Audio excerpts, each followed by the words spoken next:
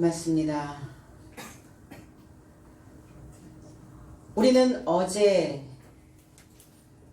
12월 31일 날 가룟 유다의 피를 다 보내고 새해를 맞았습니다. 시온성에 거주하시는 여러분들과 이 설교를 청취하시는 모든 분들이 함께 어우러져서 이제 2022년을 한바탕 우리 살맛나는 그 해로 만들어내는 귀한 시간들이 되시기를 원합니다. 이제 출발해 볼까요? 네, 출발해 봅시다. 20절로 22절 시편에 기록하였으되 그의 거처로 황폐하게 하시며 거기 거하는 자가 없게 하소서 하였고 또 일렀으되 그 직분을 타인이 취하게 하소서 하였도다.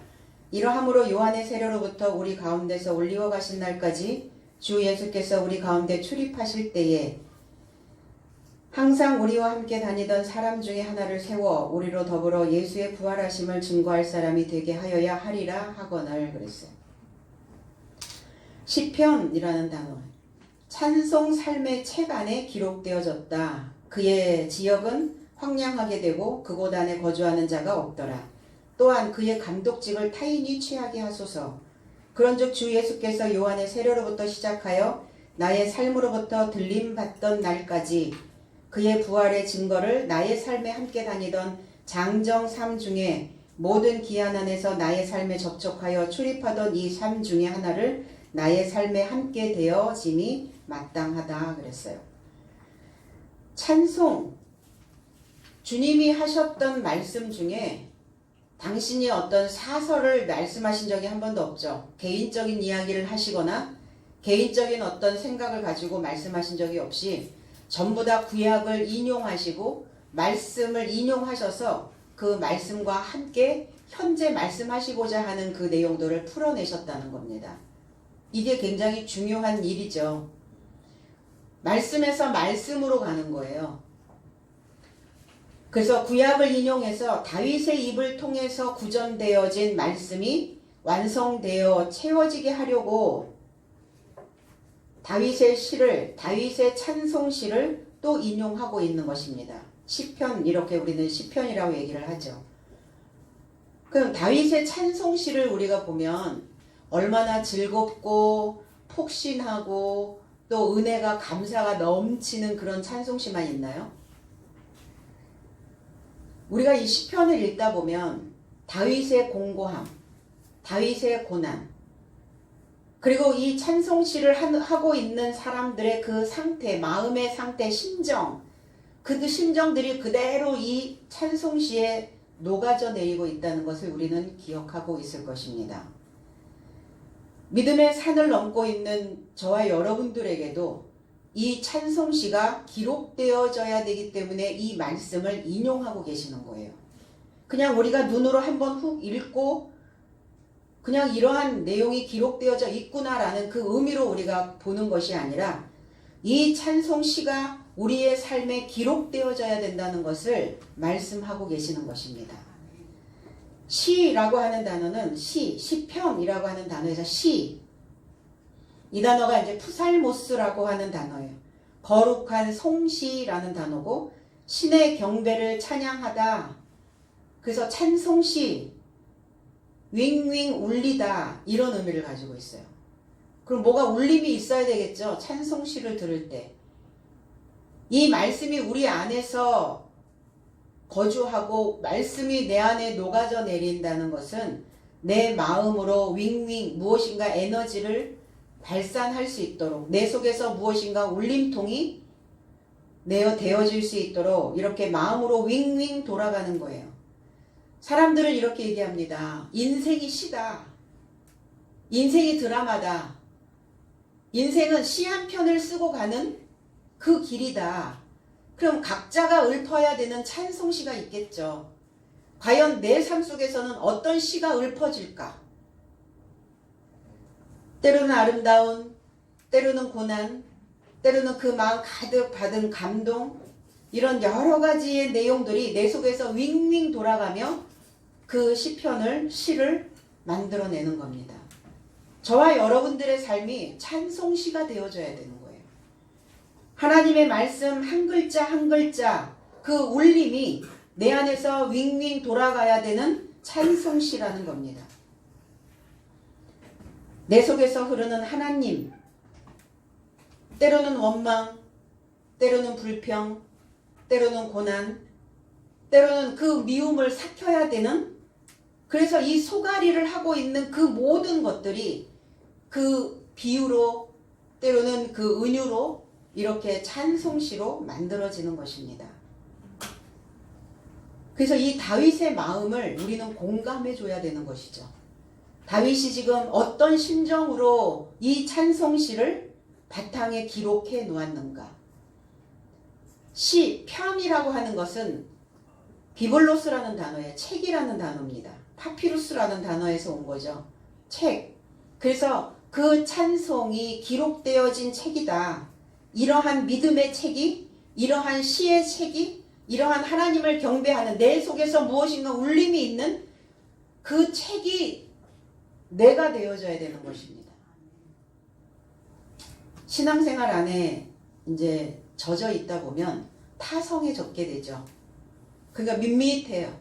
뭔가 내 안에 윙윙 돌아가는 울림도 없고 내 생각에서 무엇인가 튕겨지는, 뜯어내는 그 울림통이, 소리가 내 안에서, 내 삶 속에서 나오지 않는다는 거예요. 그러니까 여전히 사람들은 음주 가무를 즐기죠. 뭐 때문에 그럴까요? 무엇인가 내 속에서 울림이 있기를 원하는 거예요. 내 속에 무엇인가 돌아가는 에너지를 찾고자 사람들은 술을 마시고 사람들은 노래방을 찾습니다.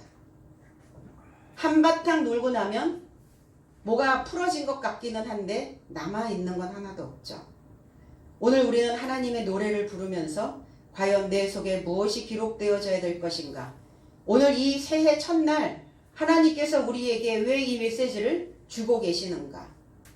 바닥으로 내려앉아 있는 무엇인가 현악기가 되어져서 튕겨져야 되고 소리를 내야 되는 그 나의 믿음이 소리를 내지 못하고 있다면 오늘 우리는 2022년 새해에는 하나님께 드리는 찬송시가 저와 여러분들의 삶이 돼야 될 줄로 믿습니다.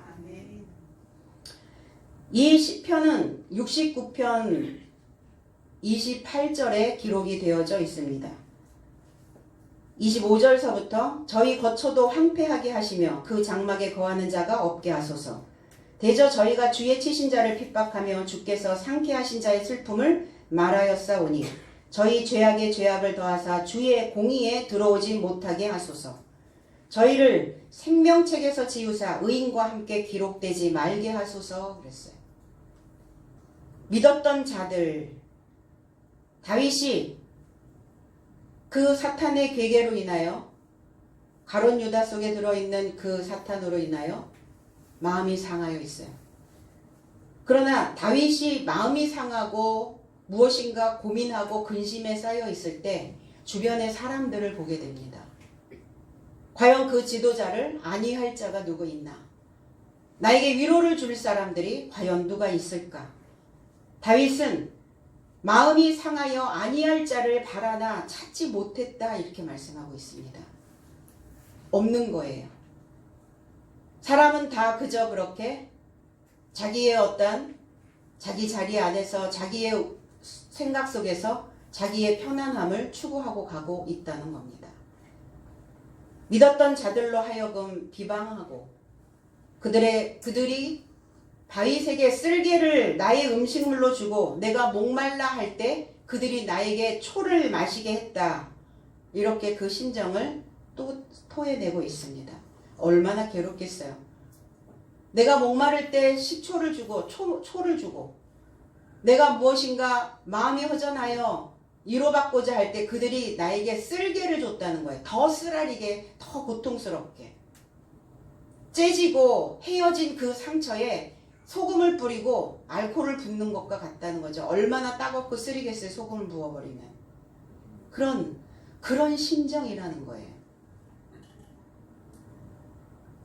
마음 놓고 미워할 수도 없고 마음 놓고 복수할 수도 없고 마음 놓고 소리도 지를 수 없는 이게 다윗의 심정입니다. 우리는 이 심정과 얼만큼 공감 능력을 발휘해야 될 것인가? 이건 남의 이야기가 아니라 저와 여러분들이 신앙 안에서 이 길을 걸어가는 동안 우리가 또 경험해야 되는 그러한 삶이어야 된다는 것입니다. 그 지역을 하나님을 배신하고 배반하였던 그 지역을 황량하게 하시고 그랬어요. 황량하다라는 것은 버려진다는 거예요. 고독하다는 겁니다. 외로운 삶을 살게 되어진다는 겁니다.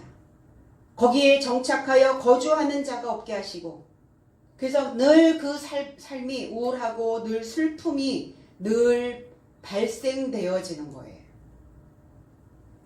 그게 광야입니다. 그러니까 정착이 안 되는 이유가 뭘까? 왜 거주하지 못하고 살고 있을까?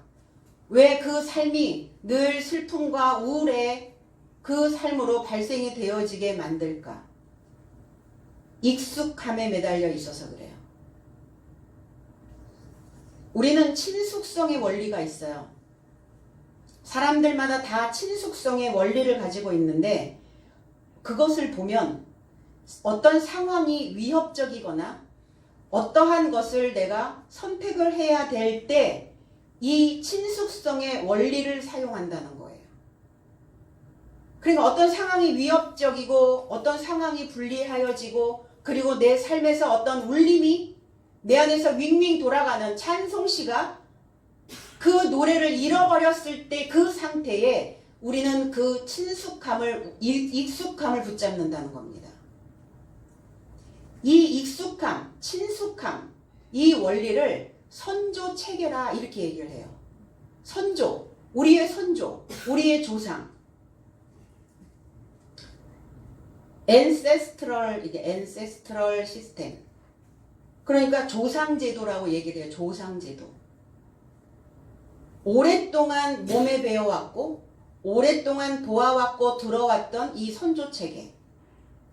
그러니까 의식을 하지 않아도 자동으로 진행되어지는 아주 오래된 사고방식을 조상제도다, 선조체계다 이렇게 말하고 있습니다.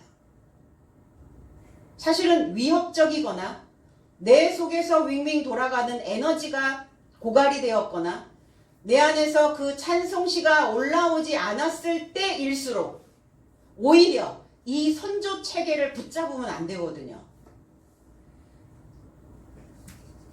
그래서 인간은 어떤 신중한 숙고 체계, 딜리버레이티브, 이 숙고 체계, 이 시스템으로 가지 않는다는 겁니다. 숙고 체계보다는 반사적인 사고에 의존을 하게 되죠. 그러니까 자동화되어져 있는 오토매틱이에요. 이 사고 체계가. 그러니까 이것이 우선시 되기 때문에 항상 심리적으로 그 삶은 오류를 발생하게 만듭니다. 뭔가 인생의 오류야. 맨날 오류투성이야. 그리고 가다 보면 또 오타투성이고 가다 보면 또 잘못된 부분들이 또 나오고 점검 시스템이 망가지는 겁니다.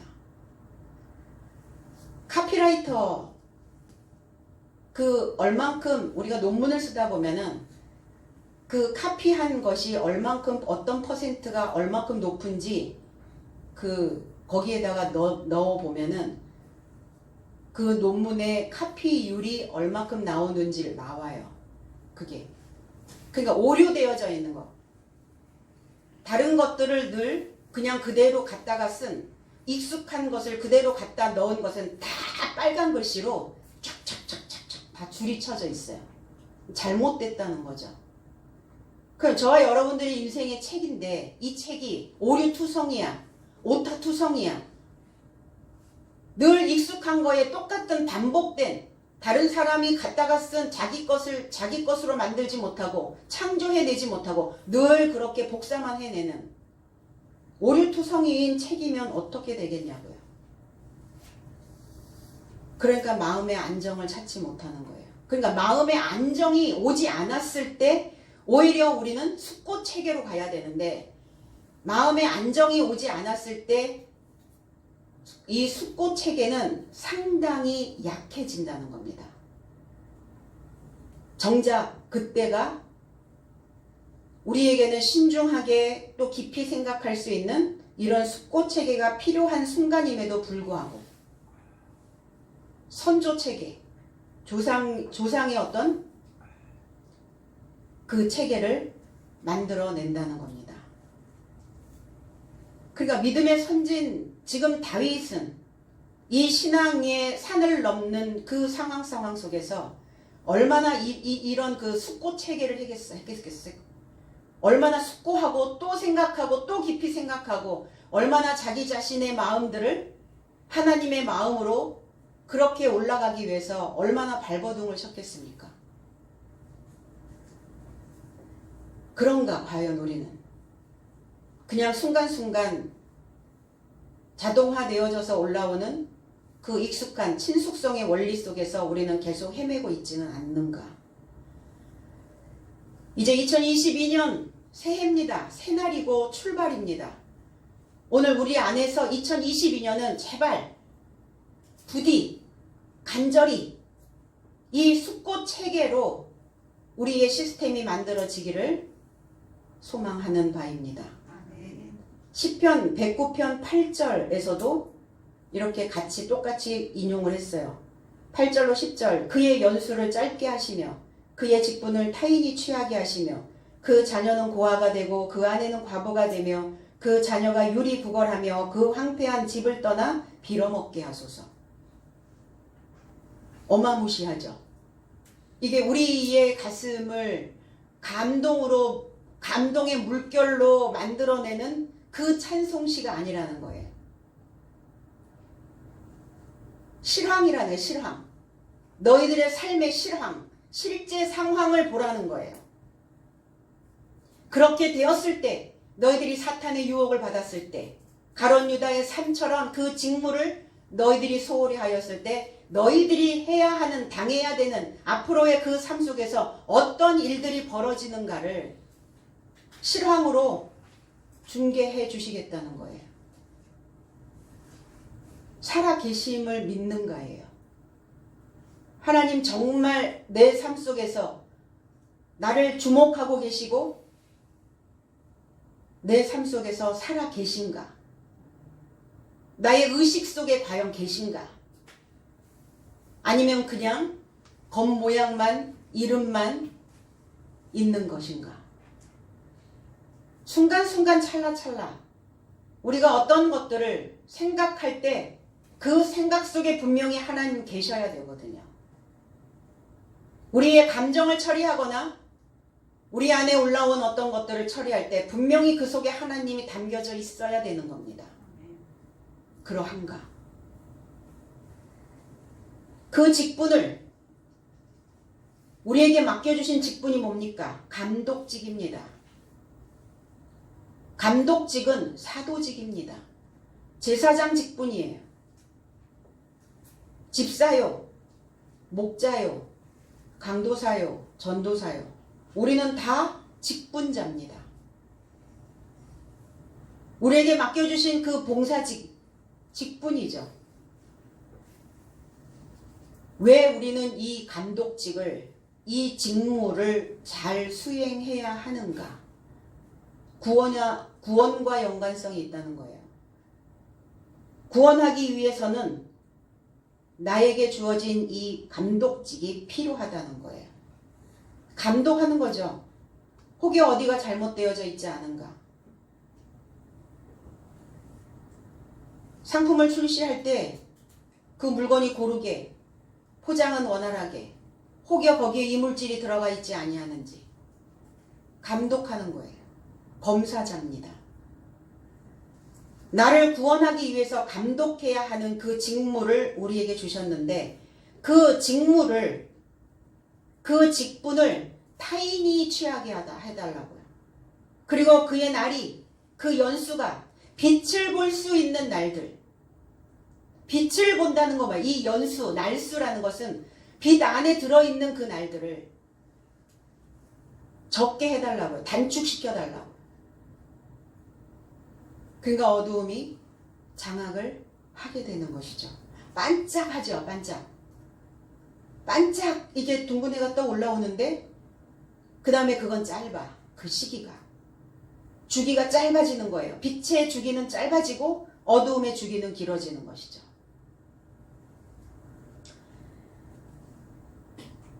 그래서 어두움에서 빛의 삶을 조상의 체계에서, 그 선조 체계에서 숙고 체계로, 이게 나를 건져내는 거예요. 나를 이렇게 업그레이드 시키는 것이 친숙한 원리에서 벗어나서 이제 숙고하고 깊은 생각을 해낼 수 있는 이러한 사고로 나를 건져내고 업그레이드 시키는 겁니다. 이걸 구원이라고 하는 거예요. 그 자녀들은 고아가 되게 하고 홀로 있게 하고 아버지가 없게 하고 그 아내는 과부가 되게 하고 버려지게 되어지고 묶인다는 거예요. 또 묶이겠죠, 어두움에. 그 자녀는 유리하며, 유리한다는 건 뭐예요? 흔들리는 거예요. 늘 흔들려요. 그리고 구걸하며 늘 요청하고 빌리고 늘 대여하는 인생. 내 것은 없는, 내 안에 하나님은 없는, 내 것화 되어져야 되는데 내 것이 하나도 없네. 내 거가 없다는 것은 하나님이 없다는 거예요. 그러니까 귀에 듣기 좋은 그러한 것을 늘 구걸하며 다니는, 늘 대여하고 다니는 그런 인생들이, 그 황폐한 집을 떠나서 그 황폐한 집, 그 집, 가뭄으로 메말라 있는 그 집, 그 집에서 빌어먹게 하소서. 빌어먹다라는 이 다라시라고 하는 단어는 늘 청구하게 하라고요.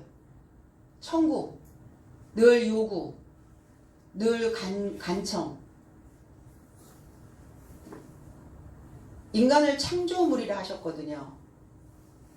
인간은 영장이에요. 만물의 영장. 그러니까 창조되어지는, 창조하는 내 삶을 누군가의 것을 늘 갖다가 빌려 쓰고 대여하는 것이 아니라 내 거화, 하나님화 시켜야 되는.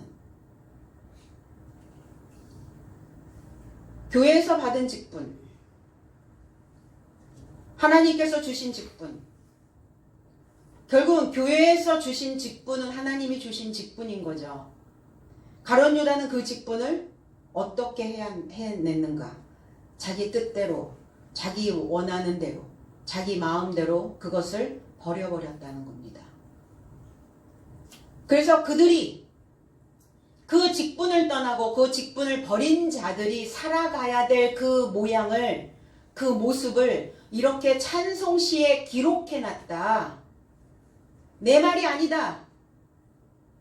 성경에 기록된 말씀을 근거로 전하고 계시는 거예요. 성질 나죠? 성질 나서 그냥 내 감정이 올라오는 대로 쏟아내는 게 아니에요. 그렇게 됐으면 좋겠다? 그렇게 그냥 복수심에 불타가지고 그런 소소한 복수를 하는 게 아니라는 겁니다. 그래서 그 직분이 타인에게 돌아간다는 거예요. 그 직분을 무엇 때문에 잘 감당하라 하시는가? 사도직으로 박탈되어지면, 감독직으로부터 박탈이 되어지면 열매를 내놓을 수가 없잖아요. 믿음의 열매를. 입만 무성한 무화과 나무처럼 찍혀버린단 말이에요. 만남, 무화과라고 하는 의미는 만남이라는 뜻을 가지고 있어요. 이 만남에서 반드시 기름진 그리스도 예수의 그 사고가 열매로 나와줘야 되거든요. 생각이 너무 얄팍하고 생각이 너무 얕아. 깊은 사고를 해야 되는데 그냥 겉에 빙빙 겉돌아 올라오는 그런 생각을 늘 받아들이게 되면 그것도 습관처럼 우리의 몸의 어느 한 부분을 먹어버리게 된다는 거예요. 그 세포는 거기에 길들여지기 시작합니다. 그래서 습관성 사고가 있어요. 습관성 사고. 어떤 것들이 발생이 되면 꼭 그쪽으로 가는 거야, 사고가. 어떤 문제가 발생되면 감정이 항상 그쪽으로 쏠리는 거예요. 그래서 감정 중독이라는 게 있습니다. 우리의 사고 중독이라는 게 있어요. 어떤 것들이 발생이 되면 또 조금 더 생각에 이것들을 거듭해야 되는데 우리 이 생각은행에서 하나님의 말씀을 저장해 놓은 그 생각은행에서 하나님의 말씀이 올라와야 되는데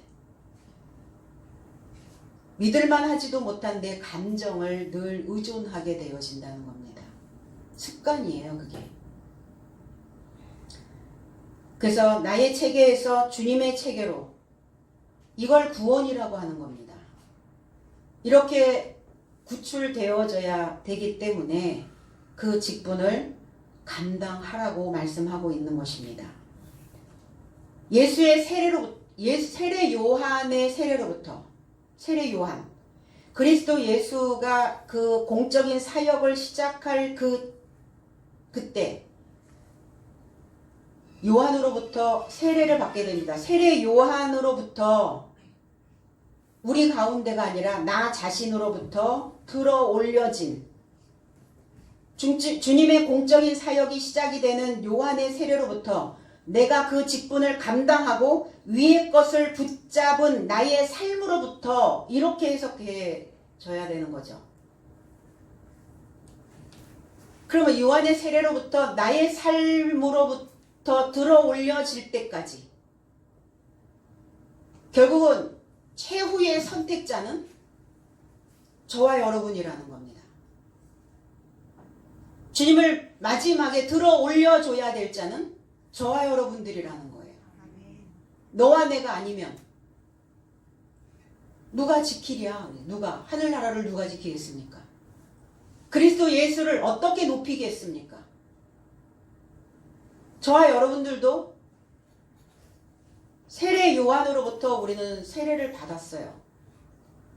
그래서 나의 오래된 것들이 나의 이러한 낡은 익숙한 이러한 사고들이 죽고 그리고 다시 그리스도의 숫꽃 체계로 올라와 있어야 되는 것이죠. 근데 한 번의 세례로 그게 다 죽지는 않더라고요. 우리가 하나님을 믿고 하나님을 의지하고 성경을 공부하고 설교를 듣고 해도 나의 오래된 그 습관처럼 남아있는 그러한 생각들은 잘 안 죽더라고요. 그러니까 또 올라왔네? 발견만 해도 그게 어디예요? 그러니까 감독직이어야 된다는 거예요. 그 감독의 눈에 들켜서 야 이것도 좀 오류네 또 오류가 또 되었네. 이것만 하고 살아도 어디예요 그게? 그러면 더 이상 그 오류된 생각들은 우리의 삶을 송두리째 흔들어 놓지는 못한다는 겁니다. 그리스도의 부활을 증거하는 자, 부활을 증거하는 자를 증인이라고 말하죠. 그러면 과거의 것을 증거하는 증인이 될 것이냐 아니면 새로운 것들이 기록된 새 날의 것을 증거할 것이냐예요. 그럼 우리는 늘 새 날의 증거자가 되어져야 되는 것입니다. 그리고 그는 성장해 있어야 돼요. 내 삶을 통해서 그리스도를 증거할 수 있는 자는 장정이 되어져 있어야 된다는 거예요. 성장되어 있는 그러한 성숙된 그 삶이 있어야 된다는 것입니다. 주님의 제자로 배우고 본받고 있었던 그 삶에 접촉해 있었던 삶 중에 하나를 이렇게 되었어요. 지금 가룟 유다가 12 삶에서 하나가 없어졌죠. 그게 11밖에 없단 말이에요. 그럼 12이어야 되죠. 왜? 우리는 부자로 탈바꿈 되어지고 또 어느 단계가 되면 또 부자로 탈바꿈 되어지고 이게 계속 반복되어져야 되거든요. 부유함으로, 기름짐으로, 풍성함으로. 오늘 부자로 탈바꿈 되어져서 탈바꿈 되어지고 계속 벗는 해예요. 2022년은. 벗으면 입혀주실 것이고 벗으면 또 새 것으로 입혀주실 것입니다. 어떻게 입혀주신다고요? 부유함으로요. 부자로, 풍성함으로, 기름짐으로. 바짝 마른 것이 아니라 까칠한 삶이 아니라 그래서 그 직임이 되게 함이 마땅하다. 그래서 분명 이 가론 유다적 이 사고들은 다 그 직무로부터 박탈이 되어져야 되는 것이죠. 이 직무를 박탈당하고 부활을 증거할 증인, 부활이 뭡니까? 일어나신 거예요. 세워진 겁니다. 새로운 사고로 변화되어 일어선 거예요. 깨달아 변화되어져서 새로운 삶으로 만들어진 것입니다. 이것을 부활이다 이렇게 표현합니다. 그러면 저와 여러분들이 다 증인이어야죠. 내 안에서 똑같이 굴러가는 것이 아니라 나의 신앙 안에서 가론유다적인 사고가 빠지고 나 자신이 새롭게 변화되어져 깨닫고 그래서 나 자신도 일으켜 세워진 그 부활의 증인이 되는 것입니다. 그럼 내 속에 이제 뭐가 하나 이렇게 쑥 빠져나가면 허전하죠.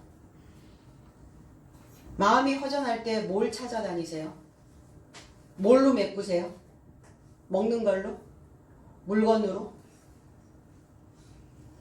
뭐요? 돌아다니는 걸로? 그때뿐이죠. 살 때뿐이고 볼 때뿐이고 먹을 때뿐이고 필요하긴 해요.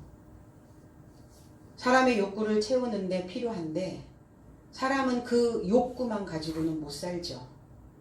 마음이 뚫렸어요. 마음이 허하기 때문에 돌아다니는 거예요. 뭐 하지 못하고? 엉덩이 붙이지 못하고요. 그 말씀을 묵상하거나 1년 동안 주시는 그 메시지가 어떤 메시지일까를 묵상하며 찾아내셔야 되는데 찾아내지 않는다는 거죠.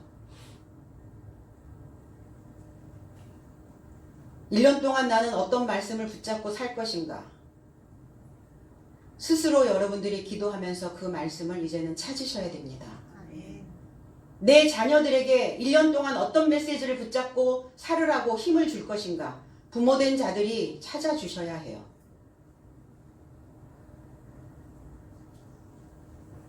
그러니까 허하니까 뭔가를 찾고 찾아다니게 돼요. 그럴 때 내 안에 내 뱃속을 채울 수 있는 것은 말씀이다라는 것을 생각해야 된다는 겁니다. 가장 위에 있는 믿음으로 2022년에는 2022년부터 자, 그 전까지는 어떻게 살았든 상관없고 자, 오늘 출발이고 시작이니까 지금부터 우리의 믿음이 우리의 삶이 우리의 형편이 이제 질적 직각화가 되어져야 돼요. 질적 직각화. 이렇게 막 파노라마를 그리면서 업다운 되지 말고 이제 쭉 상승되어져서 꼭지점에 다다르면 그게 이제 직각화 되어져야 돼요. 쭉 가는 거예요. 그 인생으로 2022년부터. 그렇게 되어지기를 소망합니다. 부활은 아나스타시스라는 단어예요. 다시 일어서기. 영적 진리의 회복을 부활이다 이렇게 말합니다. 그럼 회복할 수 있도록 영적으로 성장되어질 수 있도록 영적인 가르침이 있어야 되겠죠. 진리의 가르침이 있어야 되겠죠. 똑바로 세워지는 거예요. 허리 쫙 펴고 등 쫙 펴고 가슴 쭉 펴고 굽어져 있었던 구부러져 있었던 꼬여 있었던 창자들을 다 피는 거예요. 뭐 때문에 우리 속을 그렇게 자꾸 구부러지게 하는지는 각자 알아내야 되는 것이겠죠. 뭐 때문에 내가 이렇게 구부러져게 뭐가 속이 이렇게 꼬여 있게 만드는가? 그 생각을 곱게 펼치내는 것. 이것을 부활이라고 얘기해요. 그럼 구부러진 생각들을 꼬여 있는 생각들을 펼 수 있는 좋은 방법이 뭘까? 방법이 있어야죠. 지금 내가 구부러져 있는 생각, 휘어져 있는 생각, 꼬여 있는 그 생각을 반대로 하는 거예요.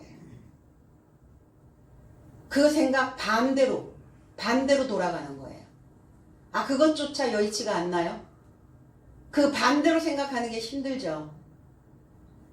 안 해봐서 그래요. 인생은 뭐다? 인생의 한 방은 뭐다? 훈련이다. 연습이다, 연습. 끊임없는 연습을 하셔야 됩니다. 반대로 생각하는 것. 생각이 오류가 되어졌다면 오류된 생각을 반대로요 하셔야죠.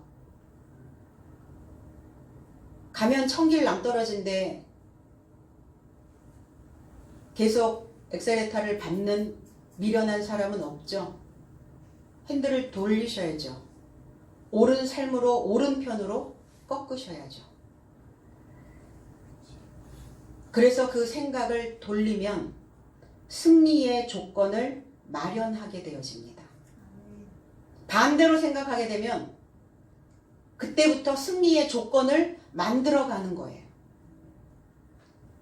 어느 날 그런 연습 한 번도 없이 훈련 없이 드라이버가 될 수는 없잖아요. 내 인생을 운행하는 데 있어서 원활한 그 운행을 할 수가 없단 말이에요. 끊임없는 연습을.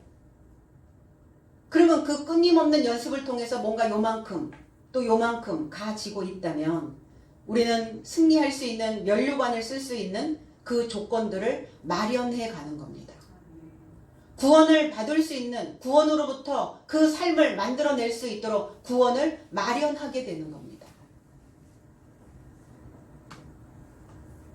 그래서 성경에 나와 있는 그 어떤 것 하나도 1.1핵이라도 버리지 않고 가룟 유다의 그 삶도 저와 여러분들 속에 있는 그 익숙한 그리고 그 낡은 그러한 생각들이기 때문에 그리고 무엇인가 사탄이 뭡니까?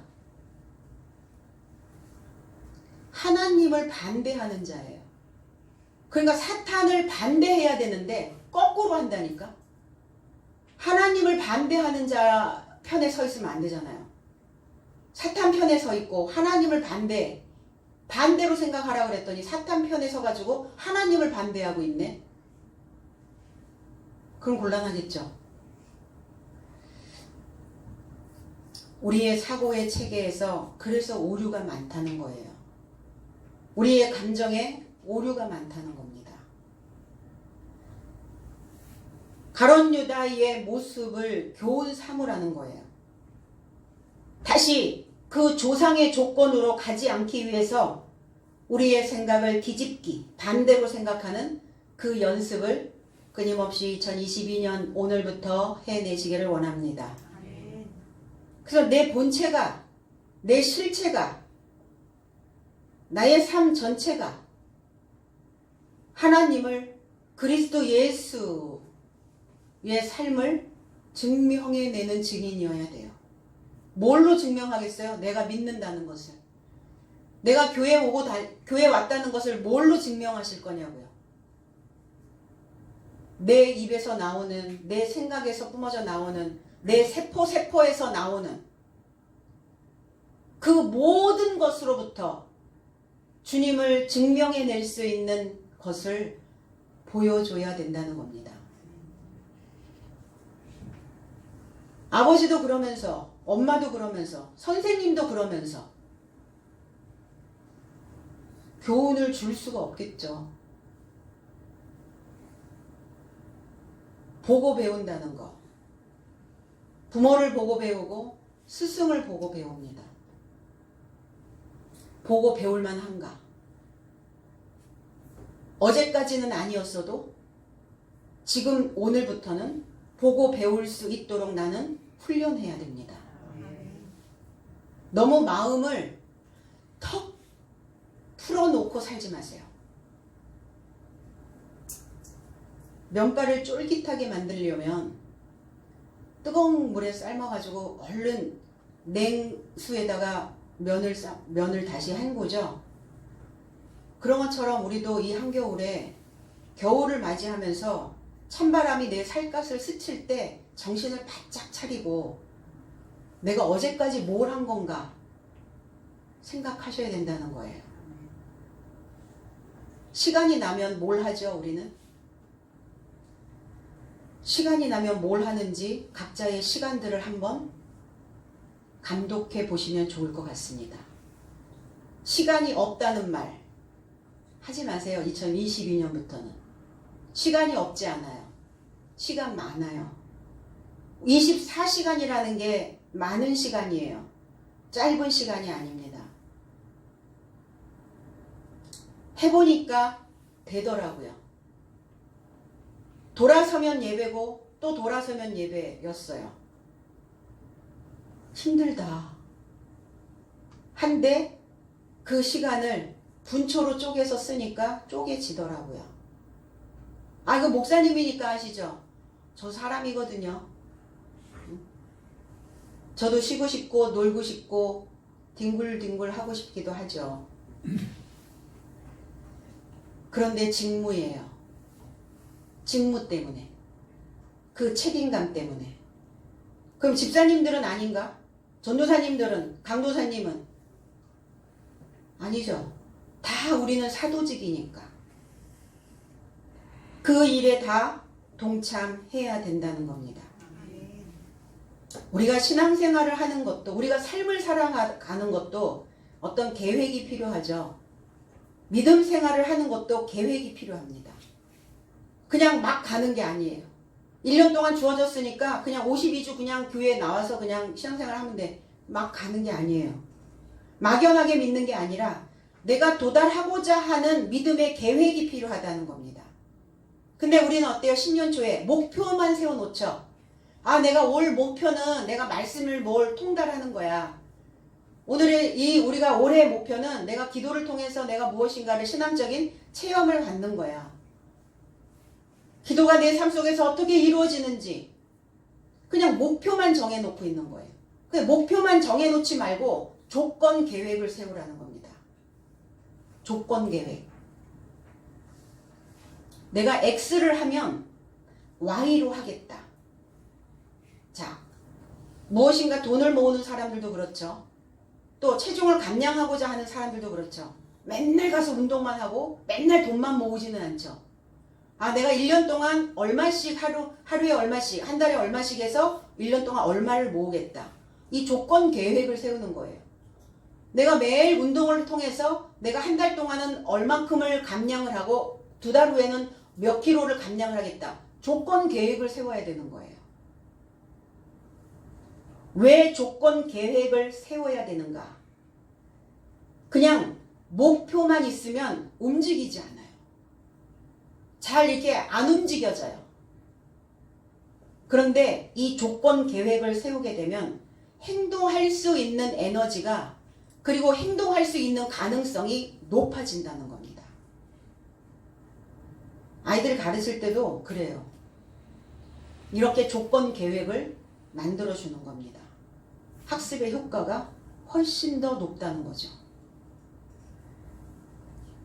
그래서 2022년 저와 여러분들의 믿음을 그리스도의 그 믿음으로, 그리스도의 그 마음으로, 저와 여러분들의 생각을, 저와 여러분들의 감정을 그리스도의 그 마음으로, 그 감정으로 이제 들어 올리겠다라는 그러한 조건 계획이 만들어졌으면 좋겠습니다.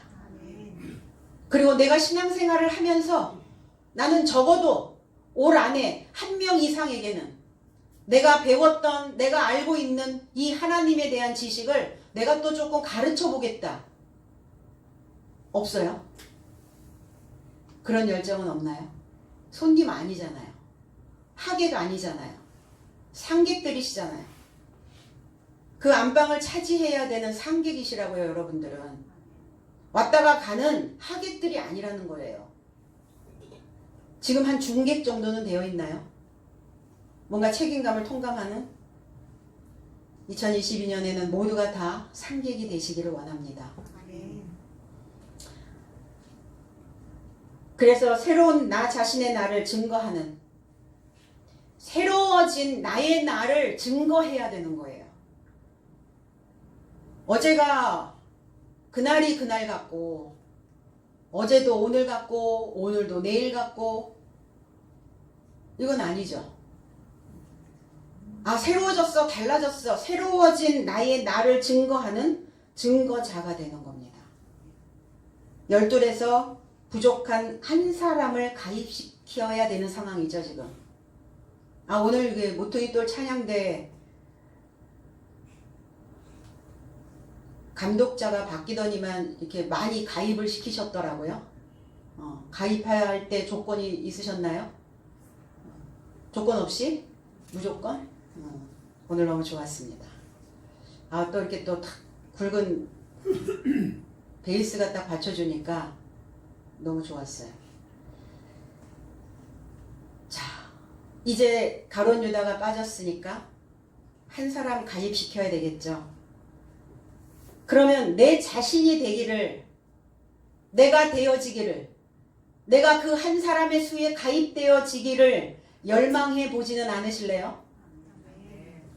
새 날의 감독직으로, 새 날, 내가 새로운 날의 그 사도직으로 가입되어야, 그래야 내 속에서 비아냥거리고 내 속에서 속 터져서 내 중심을 구부러지게 하는 그 철없는 아이의 세상에 낚이지 않는다는 거예요.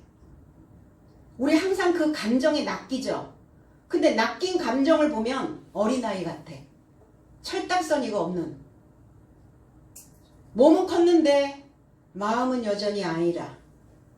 그러니까 구부러져 있는, 자꾸 구부러지는 거예요. 아이들은 빨리 삐져요. 왜 이렇게 잘 삐지는지 모르겠어요. 잘 토라져요. 자기가 원하는 거 사주지 않으면 삐지죠. 엄마 따라 시장 갔거든요. 아, 엄마가 이쯤에서는 뭔가 찐빵 하나 사줄만 한데 엄마만 살 것 다다닥 사더니 그냥 집으로 확 와버렸어요. 속에서 열불이 나는 거죠. 내 맘대로 안 되니까 삐져가지고 머리 푹 입을 뒤집어 쓰고 누워 있었죠. 왜 이렇게 잘 삐지나 봤더니 속은 여전히 그대로더라고요. 학년은 올라갔는데 여전히 사고는 철딱선이 없는 아이의 수준에 머물러 있더라 이거예요. 있죠? 그래서 다시 절대로 거기에 낚이지 마시고 나만의 견지를 가지고 갈 2020년을 갈 수 있게 되어집니다. 견지, 나만의 견지. 견지라는 것은 어떤 사물이나 현상을 관찰하여 판독할 수 있는 입장.